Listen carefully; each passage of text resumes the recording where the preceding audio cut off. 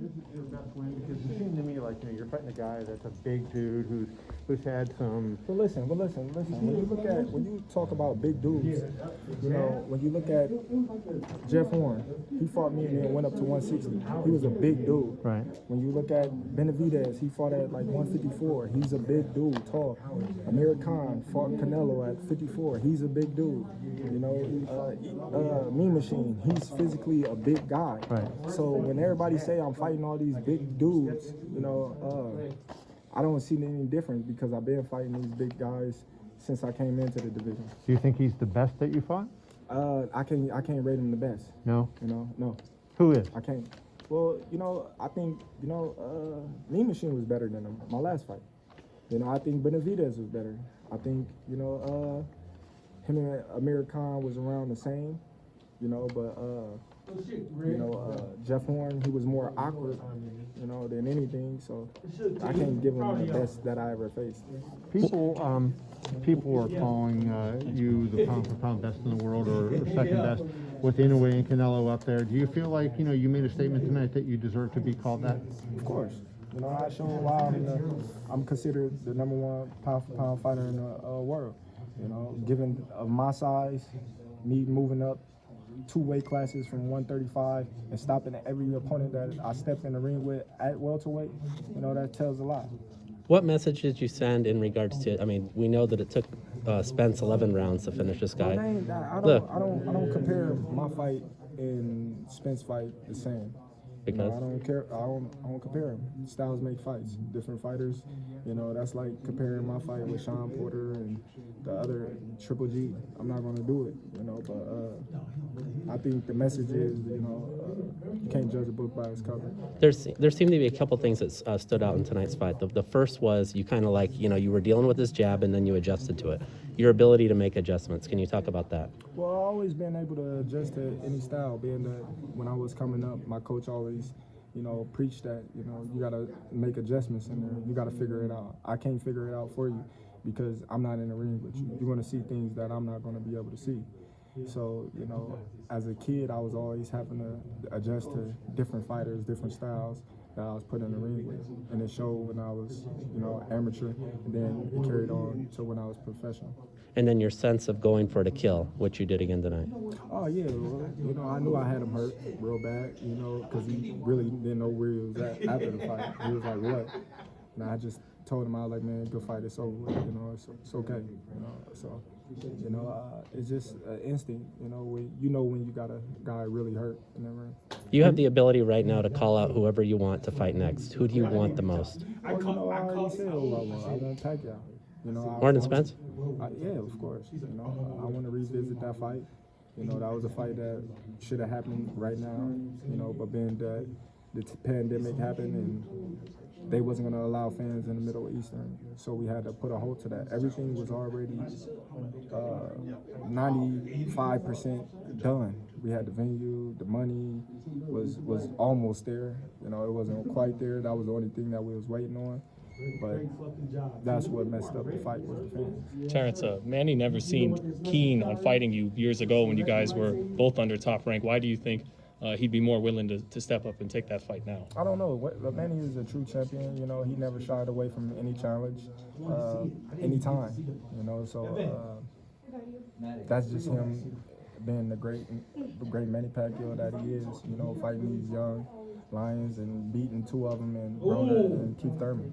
You score a lot of these knockouts as a southpaw. Why do you usually seem to start off right-handed? Well, I start off right-handed because I'm right-handed.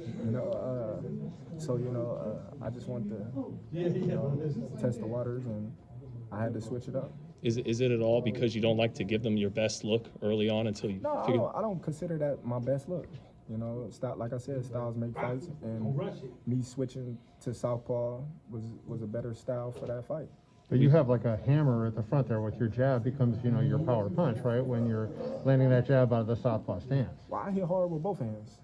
I won't say, the right is the hammer, because the left is the brick, so I really can't say which one is hard. Did you feel like when you landed that jab, did you know he was in big trouble? I mean, you saw his reaction, but you could feel it landed. It wasn't a jab. It was like kind of a hook.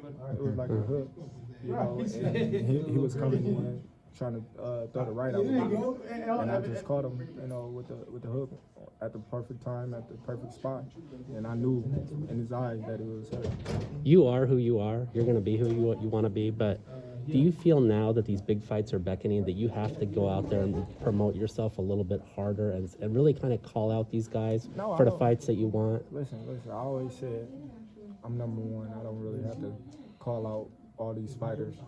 You know, y'all demand it. The media, the public, the people. When y'all demand things, it happens. You know. More than you? Yes, because y'all the ones that make. We've been demanding it. Listen, We have. listen, once you keep, you know, demanding the fight and you don't take nothing else but that fight that y'all demanding for, then it will happen. You know, when y'all right? No, we don't want to see this fight. We don't want to see this fight. We want to see this fight. Then, you know, people gonna start taking notice and be like, hey, why they ain't fighting this guy? Why they ain't fighting each other?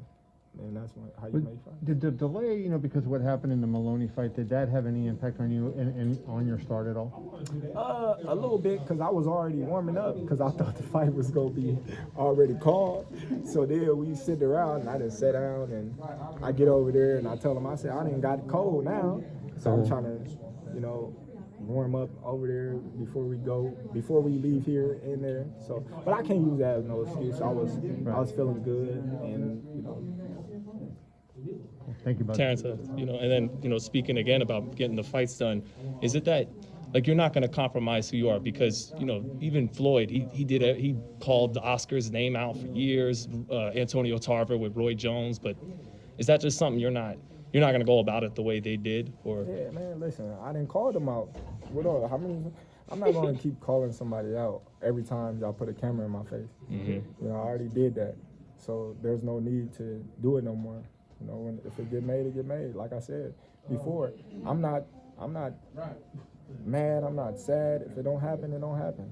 You know, it's just the way the cards roll. You know, I wish all the guys in the top welterweights, I'd wish them nothing but the best. will you be watching that Spence Garcia fight? Of course. Thanks, Terence. Thank you, And Terence. if you think it is us that makes a difference, I mean, when the phones ring for, you know, people who want to talk to you, do you think you are going to take on more of a role of talking to everyone under the sun? Or Listen, my thing was this, you know, you're not going to talk negative about me and then ask me for an interview. You're not going to talk bad about me and ask me for an interview. I don't care who you is.